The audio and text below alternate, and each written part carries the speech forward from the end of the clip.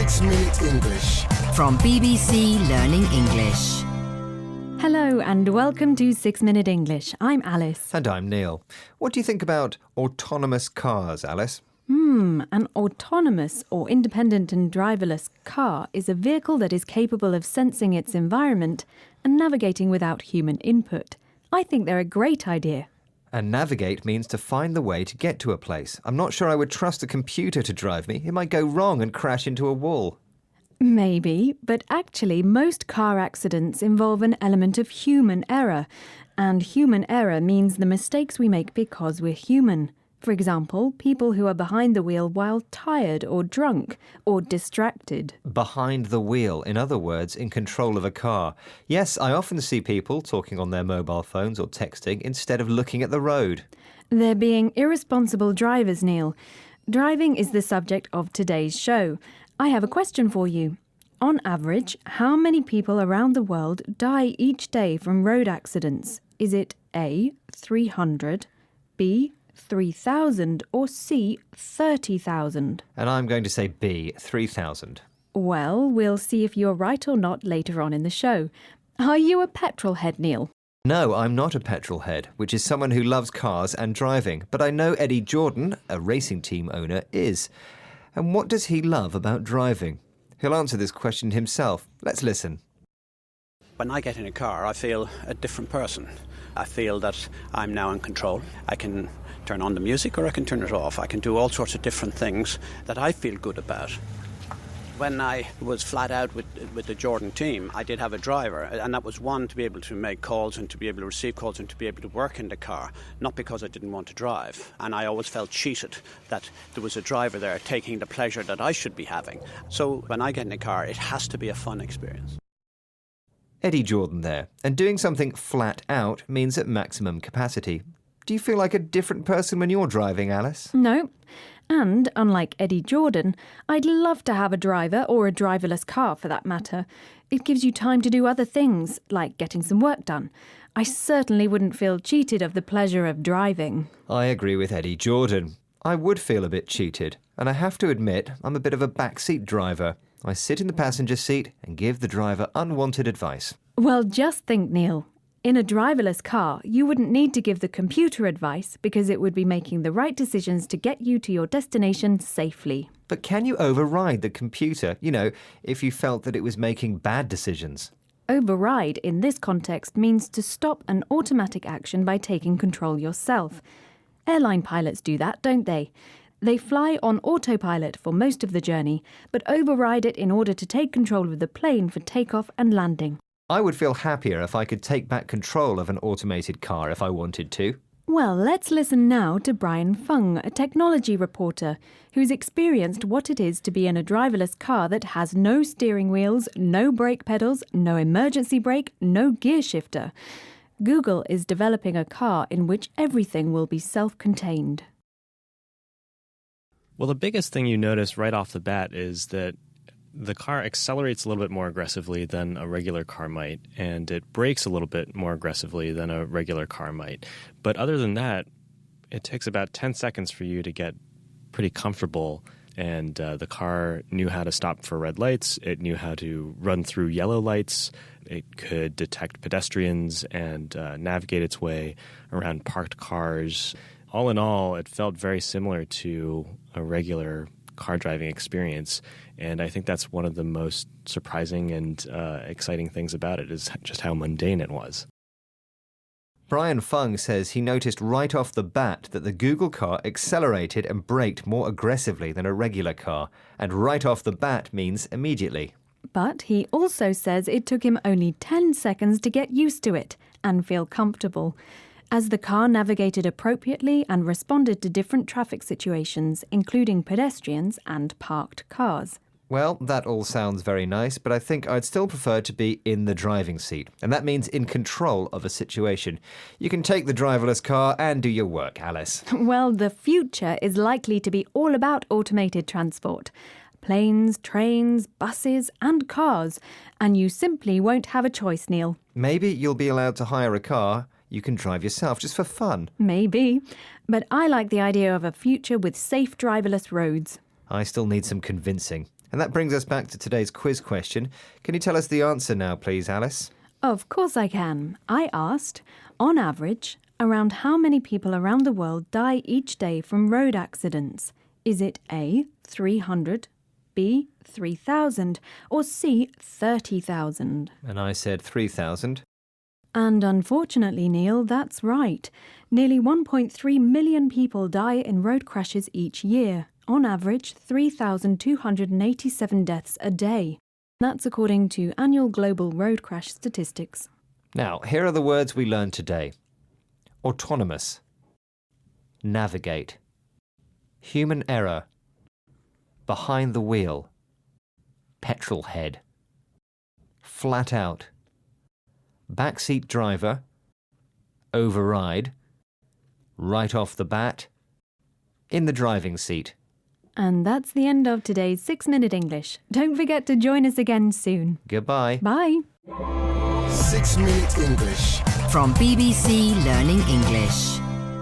Hello, this is 6-Minute English from BBC Learning English. I'm Neil. And I'm Beth. I had my first drive in an electric car yesterday, Neil. It was amazing. Electric cars are great, in theory, but who has the money to buy one? It's true that electric vehicles, or EVs as they're also called, are expensive. But in some parts of the world, the switch to electric vehicles has been a major success story in the fight against climate change. And it's not just rich people switching to electric.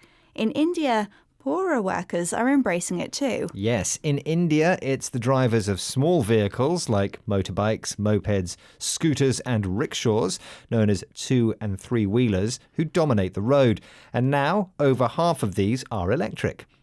In this programme, we'll be discussing the growing role of electric vehicles in the fight against climate change. And, as usual, we'll be learning some useful new vocabulary as well. Great. But first, I have a question for you, Neil. In India, many different vehicles use the road. But which country's car market is the biggest? Is it A, the US, B, China, or C, Japan? Well, I'll guess it's the US that has the world's largest automobile market. OK, Neil, I'll reveal the answer at the end of the programme. While electric vehicles score better than petrol or diesel cars in most environmental tests, there is some debate about exactly how green they are. A lot depends on how the electricity is generated in the first place, and in India, more than 3/4 of the electricity used continues to be generated by coal. Nevertheless, in India, the transition to green transport is well underway. Here's Louise Ribe, head of the climate organisation C40 Cities, explaining the appeal of EVs to Greya Jackson for BBC World Service programme The Climate Question. What is it about 2- and 3-wheelers that's so appealing? I think it can be summarised in one word, and it's convenience. From an accessibility, an affordability, an efficiency point of view. And on that first point of accessibility, the state of public transport is not as developed as it is in places like London or Singapore. There's no metro lines or fancy bus networks. And 2- and 3-wheelers spread in response to this lack of sufficient or high quality, frequent public transport infrastructure. Greya asks why electric vehicles are so appealing, so desirable and attractive. There are several reasons behind EVs' appeal, including convenience and affordability, being cheap enough for people to buy. In places without reliable public transport, electric scooters are filling the gap. That's really needed because the massive increase of petrol cars in Delhi has created a toxic and very serious health risk: smog. Smog is air pollution caused by a mixture of smoke, chemicals and especially car exhaust fumes. It makes the atmosphere difficult to breathe and very unhealthy. What's more, because children are smaller and closer to car exhaust pipes, smog affects them most. In winter, the air in Delhi gets so bad they have to close the schools, sometimes for weeks. Here's Greya Jackson again, taking up the story for BBC World Service's The Climate Question. They're having to shut schools because the pollution is so bad. Gosh, that's hardly a solution, is it? What can be done about it? Well, for India, the solution partly lies in switching to electric scooters and e-rickshaws. By 2030, the government wants 30% of its vehicles on the road to be electric and has put up $1.2 billion to make that happen. When Greya discusses schools shutting because of air pollution, she uses the word gosh, an expression used to show a strong feeling of surprise or wonder. Luckily, the Indian government is taking measures to improve Delhi's air quality, largely through the switch to greener electric vehicles. The government has put up over $1 billion to make this happen. The phrasal verb put up money for something means to provide the money needed to pay for it. In this area, it seems India is leading the world, which reminds me of your quiz question, Beth. That's right. I asked you which country has the world's largest automobile market, and you said the US, which was the wrong answer, I'm afraid, Neil. In fact, it's now China that tops the list, showing that when it comes to green transport, bigger isn't always better. Right, it's time to recap the vocabulary we've learnt in this programme, starting with two-wheeler, a vehicle with two wheels, such as a bicycle, motorbike or moped. The adjective appealing means attractive, desirable or interesting. Affordability refers to being cheap enough for people to buy, or, in other words, inexpensive. Smog is air pollution caused by smoke and car fumes, which makes the atmosphere unhealthy and difficult to breathe. Gosh is an expression used to show a strong feeling of surprise or wonder. And finally, if you put up the money for something, you provide the money needed to pay for it. Once again, our 6 minutes are up, but remember to join us again next time for more trending topics and useful vocabulary here at 6 Minute English. Goodbye for now. Bye. 6 Minute English. From BBC Learning English. Hello and welcome to 6 Minute English. I'm Sophie. And I'm Neil. Did you watch the Tour de France cycling race this summer, Sophie? No, I didn't. I'm not a cycling enthusiast, Neil, unlike you. Oh, it was pretty exciting stuff. In fact, just thinking about it makes me want to jump on my bike and ride off right now. Don't go just yet, because today's show is all about bicycles, and I've got a question for you. Who invented the first pneumatic or air-filled cycle tyre in 1888? Was it A, John Boyd Dunlop, B, Charles Goodyear, or C, Harvey Samuel Firestone? Well, I'm going to go for A, John Boyd Dunlop. Can I go now? No, you can't. We'll find out later on in the show if you got the tyre question right or not. But first, I'd like you to tell us a bit about the history of the bike.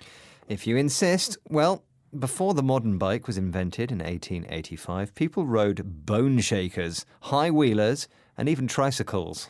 A tricycle is a three-wheeler bike that young children ride before they learn to balance on a two-wheeler. But what's a bone shaker, Neil? It was the first bike with pedals, called a velocipede by its manufacturers. Others called it a bone shaker because its tyres were made of iron, so it was very uncomfortable to ride, especially over cobblestone streets. It sounds awful.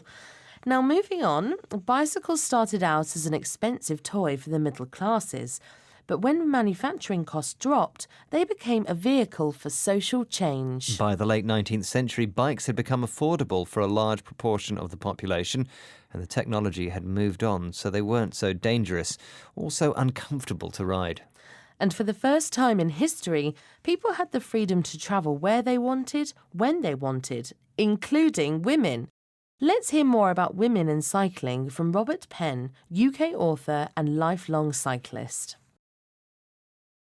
In very practical terms, it had a very significant effect on what women wore in public. And when they first rode bicycles, they were expected to ride in long ankle-length skirts and voluminous petticoats. And, of course, that was entirely impractical. So they adopted what was called rational dress.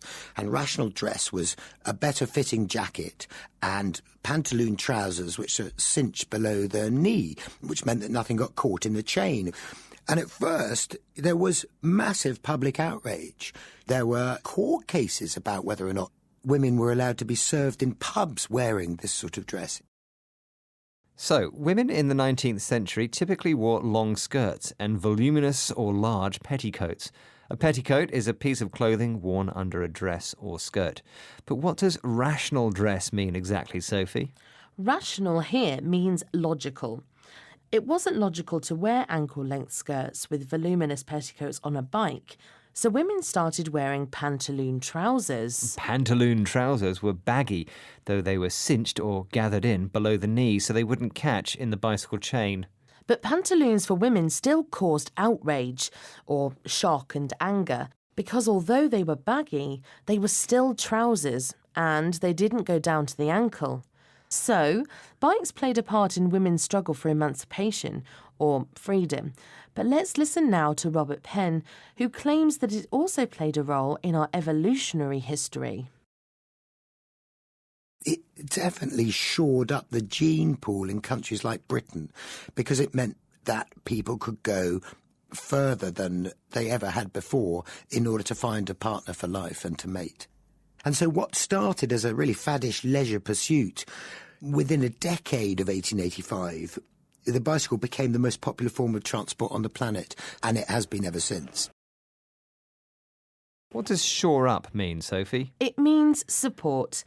And gene pool here refers to the collection of genes in a particular population. So, when people travelled further to marry and have children, they were making the gene pool bigger and healthier. And Robert Penn uses the word faddish. He says cycling started as a faddish thing. A fad or faddish activity means an enthusiasm for something that doesn't last very long.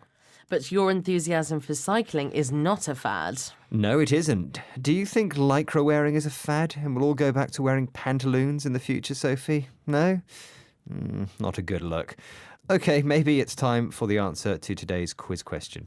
I asked, who invented the first cycle tyre in 1888? Was it A, John Boyd Dunlop, B, Charles Goodyear, or C, Harvey Samuel Firestone? And I said John Boyd Dunlop. Tell me I'm right. You are right. Yes. Well done, Neil. Scottish inventor and veterinary surgeon John Boyd Dunlop developed the pneumatic rubber tyre. Although it was invented as an improvement on the bicycle, the pneumatic tyre arrived on the scene just in time to contribute to the success of the car. Now, here are the words we heard today. They are pneumatic, voluminous, petticoat, rational, pantaloon, cinched, outraged, emancipation, shore up, gene pool, fad or faddish. Well, that's the end of today's 6 Minute English. Please join us again soon. And we're on social media too. Make sure to visit our profiles on Facebook, Twitter, Instagram and YouTube. You can get on your bike now, Neil. Goodbye. Bye-bye. 6 Minute English. From BBC Learning English. Hello and welcome to 6 Minute English. I'm Neil. And I'm Alice. Now, Neil, how do you get to work? I cycle. I didn't know that.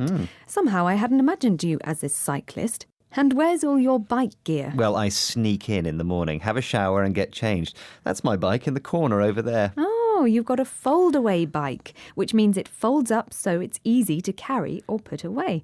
Do you wear Lycra, Neil? Yes, I do. It's very comfortable. Oh. I wear Lycra as often as I can. Lycra, by the way, is a stretchy fabric used in tight-fitting sports clothes. Well, I'll have to see if I can catch you on your way into the building. I'm intrigued about this sporty Neil I didn't know about. Intrigued means to be very interested in something. Well, Alice, I'm flattered. And today's show is about commuting or travelling between your home and your work. So how did you commute this morning, Alice? I got the tube. That's the subway system here in London, also known as the Underground. And it was a nightmare. We stopped in a tunnel for so long that people started talking to each other.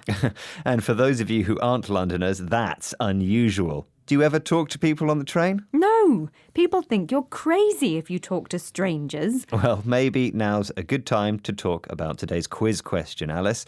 What question do you have for me? All right then. I know you like my questions, Neil. So, here we go. What did the word commuter originally describe? Was it someone who A. travelled with other people, B. paid a reduced fare to travel, or C, travelled by train to work? Oh, that's easy. I'm going to go for C, travelled by train to work. Well, we'll find out later whether you're right or not. Now, let's listen to a commuter in Nairobi who takes a matatu to get to work. These are minibuses used as shared taxis in East Africa. Can you spot a word that means being quick to notice things going on around you? When I'm stuck in the matatu, there is a lot of strange things happen around you. So you have to be alert in Nairobi. When you open, you leave your window open, somebody can run away with your belongings. You may be speaking using the phone, somebody just snatch your phone. You may expect the unexpected. The word used by this commuter in Kenya is alert. And in these noisy, crowded buses, you need to be alert in case someone runs away with your belongings. Belongings are the things that you own. Right. Somebody might snatch your phone. Snatch means to take something quickly. Public transport in Nairobi sounds stressful. If I was taking the bus, I'd want to have a nap or short sleep. Yes, well, people have done research on commuting and stress levels. And interestingly, women are more likely to experience stress during their journey than men. Why is that? Well, they're more likely to do something which is being called trip chaining, where they make one or more stops on the way to work or going home, for example, to drop off or pick up the kids from school.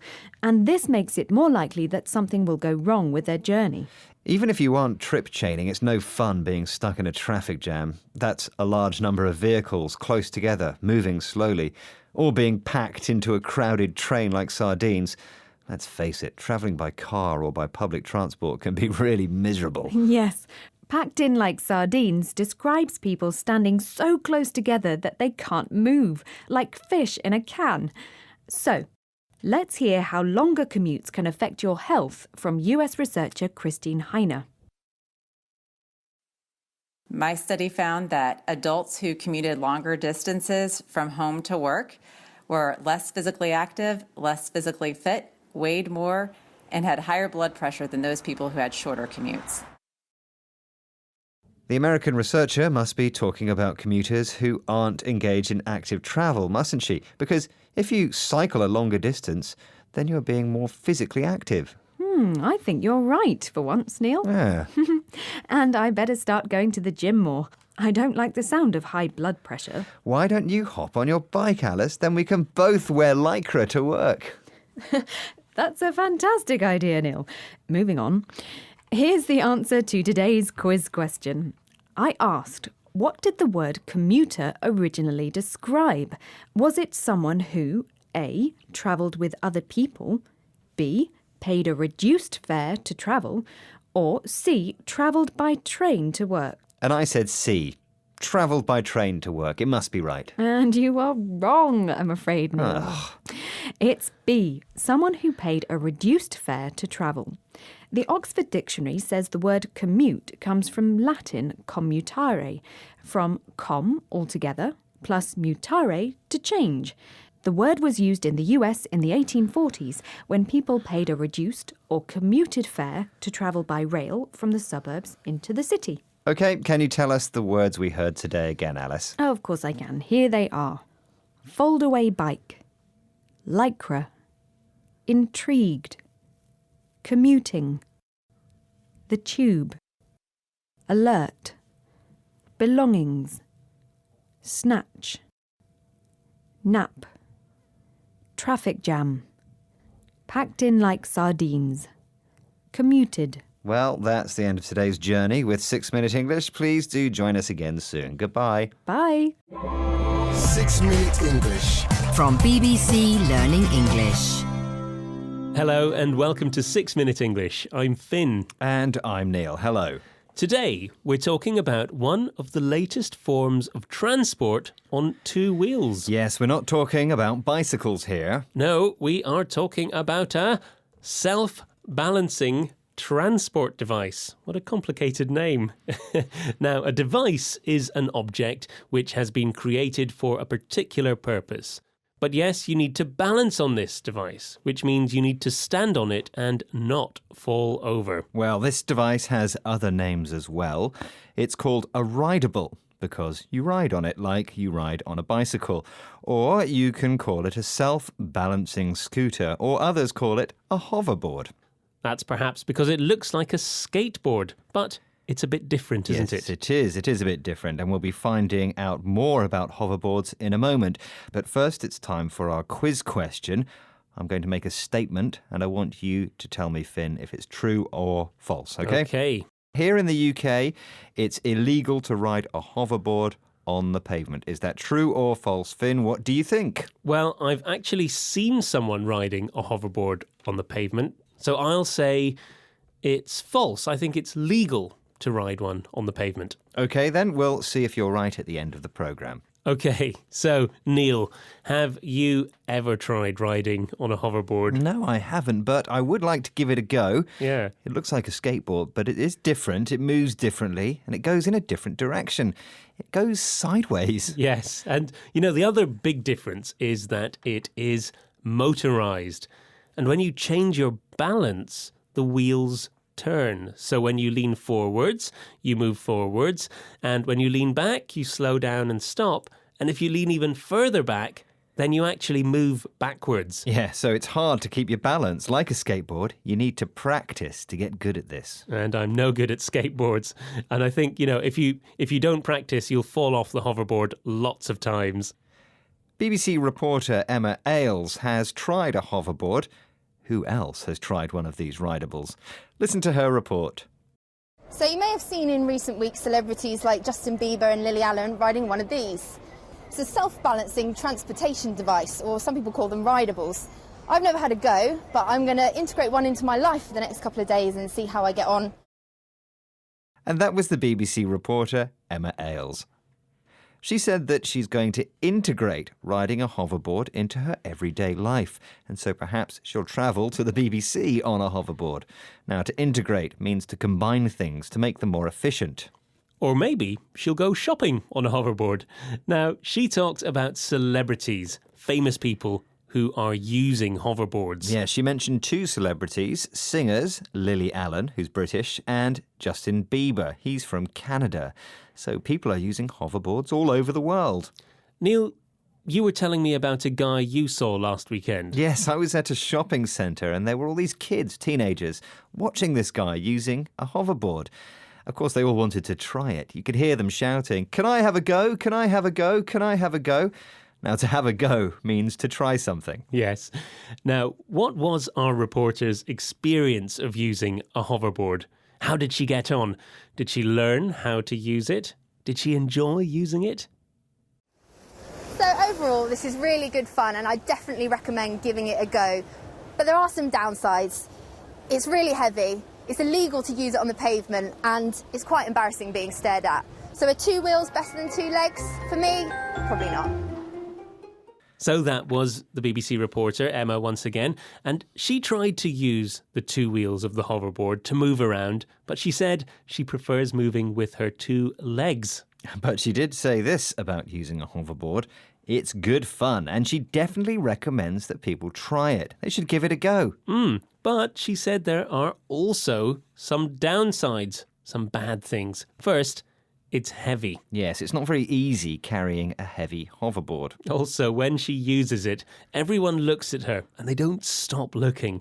They stare at her. And she says that's embarrassing. And there is one more downside about using a self-balancing scooter. And this is also the answer to our quiz question. I asked if it's true or false that it's illegal to ride a hoverboard on the pavement in the UK. And I said that it's false. And you are wrong. Oh, right. Yes, it's illegal. There is a law about that. Yes, I realise I guessed the wrong answer when I heard that clip from Emma's report there. Yes, their use is illegal under Section 72 of the Highway Act of 1835 for use on the public pavements and roads in the UK. Oh, very impressive, Neil. Now, you can use a hoverboard, I've heard, on private property if you have permission from the owner, but not on public pavements and roads. OK, well, Next time you see your friend Justin Bieber, Finn, tell him that. I will. Now that's all for today. Please do join us again soon. Please do, and let's hear the words before we go. Okay, we heard device, balance, pavement, scooter, skateboard, celebrities, to get on, to have a go, illegal, and private property. That is it now. We will see you next time. Goodbye. 6 Minute English. From BBC Learning English.